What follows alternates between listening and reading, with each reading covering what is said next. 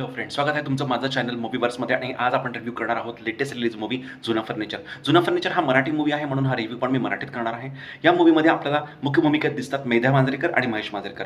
हा मूवी जो आहे तो त्यांनी दिग्दर्शक पण केला आहे, महेश मांजरेकर यांनी दिग्दर्शक केला आहे. लीला पण महेश मांजरेकर यांनी आहे. या मूवीची लेंथ जी आहे ती 2 घंटे 30 मिनिटं आहे. हा मूवी रिलेटेड आहे, जसं तुम्ही ट्रेलरमध्ये बघितलं असेल, तर आई वडील आणि मुलगा. सो मुलगा आई वडिलांसाठी वेळ देत नसतो, तो महिन्यातून एकदा कधी कधी भेटायला येत असतो. महेश मांजरेकर यांचा मुलगा या चित्रपटात जो दाखवला आहे तो IAS ऑफिसर असतो आणि तो आईवडिलांना वेळ देऊ शकत नसतो. आणि एके दिवशी असं होतं की महेश मांजरेकरांची बायको म्हणजेच मेधा मांजरेकर त्या चित्रपटामध्ये आजारी पडतात आणि त्यांची डेथ होते. आणि त्यावेळी देखील ते मुलाला कॉन्टॅक्ट करायचा प्रयत्न करतात, पण मुलगा मुलाशी कॉन्टॅक्ट होत नाही आणि मुलगा त्यांना भेटायला देखील येत नाही.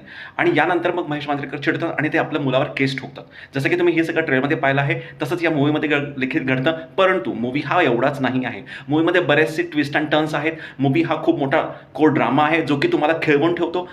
स्पेशली महेश मांजरेकरांचा परफॉर्मन्स हा इतका अप्रतिम आहे आणि इतका छान आहे की तुम्हाला अगदी असं तुम्ही त्याला रिलेट करू शकता. तुम्ही तुमच्या आई-वडिलांसोबत महेश मांजरेकर आणि मेधा मांजरेकर यांना रिलेट करता आणि तुम्हाला देखील कुठे-कुठे असं जाणवतं की अरे, मी पण माझ्या आई-वडिलांना फोन केला पाहिजे, मी पण त्यांची काळजी घेतली पाहिजे. या मूवी जसा एंड होत जातो तसं तुमच्या डोळ्यात पाणी यायला लागतं आणि तुम्हाला हे कळतही नाही की आपण कधी रडायला लागलो आहोत.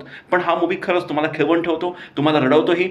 थोडे मध्ये थोडे कॉमिक पंचेस आहेत. यामध्ये उपेंद्र लिमये जे आहेत त्यांनी एका गुंडाची भूमिका केली आहे, पण ते जेव्हा स्क्रीनवर येतात तेव्हा थोडे तुम्हाला कॉमिक सेन्स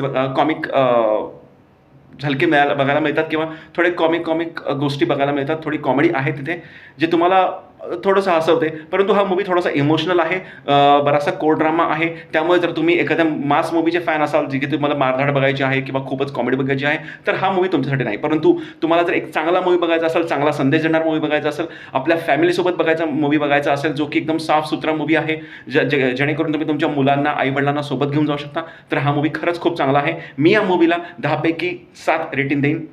तुम्हाला हा जर मूवी आवडला असेल तर मला कमेंटमध्ये नक्की कळवा की तुम्हाला हा मूवी कसा वाटला. त्याचप्रमाणे तुम्हाला हा जर माझा व्हिडिओ आवडला असेल तर या चॅनलला सबस्क्राईब करा, हा व्हिडिओ लाईक करा, शेअर करा आणि आपण पुढच्या रिव्ह्यूमध्ये पुन्हा भेटूया. तोपर्यंत बाय बाय.